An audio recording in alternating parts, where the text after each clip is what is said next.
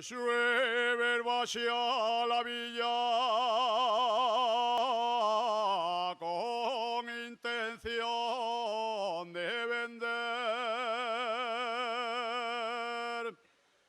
Dos chatos en el mercado allí. Vaya con la mi mujer, pero al llegar asunto al fiel a tu salió un guardia de consumos.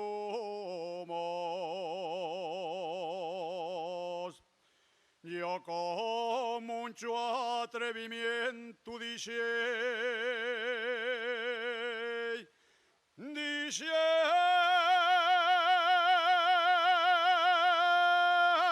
será paduato.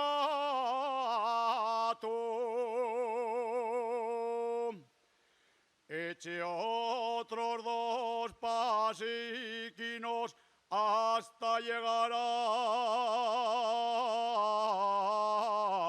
Sisión. Salieron dos macipales, querían llevarme al cuartón.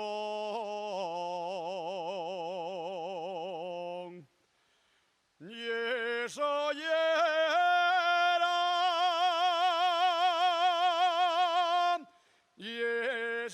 era porque los dos míos chatiquinos con les pezuñes desempiedraben en la carretera.